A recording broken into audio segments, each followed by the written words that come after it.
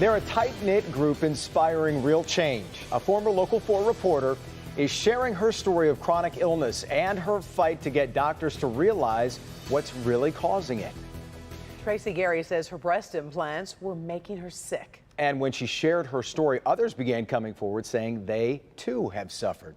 Devin's back now with how they're helping legitimize something doctors once refused to even recognize. It's been a really long struggle for these women. It was about a year and a half ago we sat down with our former colleague, Tracy Gary. It had been about a month since she had had her breast implants removed, and for the first time in many years, she was just happy to be alive. Well, now her fight and the fight of so many others is finally being recognized as something real. Breast implant illness. I couldn't get out of bed. The depression's gone. I had suicidal depression so bad. That is all gone. None of Tracy's symptoms would seem to have had anything to do with breast implants. Hair loss, fatigue, muscle pain, and crushing depression. She didn't know it, but in Chicago, Laura Bowden had been going through the same thing. Every doctor, the same thing. It's literally like deja vu, listening to their story. That was the story for Latasha Marzola, also from Chicago. She's a mixed martial arts fighter, but her implants knocked her out of the ring. So I got them, and I had 3 MMA fights, and I haven't fought again. I got deathly ill right after I got them. And in Tracy's own neighborhood in Marshall, Annette Baker was lost in a maze of miseries. Nobody can diagnose me, and we're all, thought to be kind of crazy. Everything's in your head because your labs are all negative, at least mine were. With their matching "The Heal is Real" bracelets, they are now a tight-knit platoon of a growing army. Women who've had their breast implants removed and in the process say they got their lives back.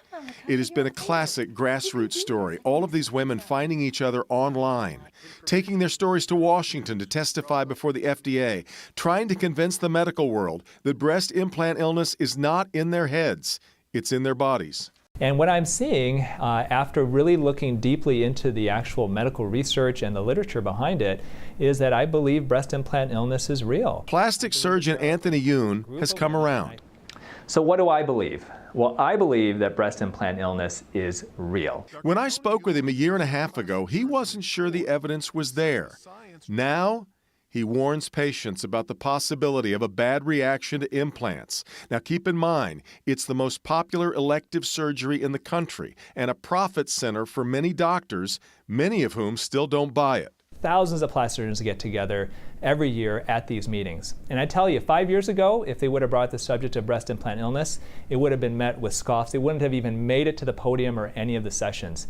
Now it's a big deal. But finally, this fall, the FDA agreed, urging plastic surgeons to warn their patients about BII. But no victory laps for the Heal is Real women. Not yet. I still feel like we're banging our head. We have so far to go. Oh, we do. I haven't seen anything really happen with. Plus another thing, the doctors need to be educated on taking that capsule out. Yes, that remains a controversial point. It's a fairly simple procedure to remove an implant, but many BII victims believe it is critical to also remove the capsule that the body creates around the implant, a much more complicated procedure. Demanding full capsule removal is the next battle for these women who are so happy to finally feel up to the fight. I'm happy. I can take care of my kids, I have my health back, my future looks bright, and before, I might have looked a certain way for others, but it just ruined my life. It's not worth it. It is not worth it. No. If all of this sounds so open and candid, well, you can expect more of that. I hope people do ask what happened to her breasts, because I will gladly stop at their table at the wedding and tell them. She's one of a kind. The growing belief that BII is a real diagnosis is terribly important because without it, insurance companies aren't bound to cover whatever treatment may be deemed necessary. And that's what's led a lot of the women like Tracy to have their implants removed in other countries where the procedure is a lot cheaper.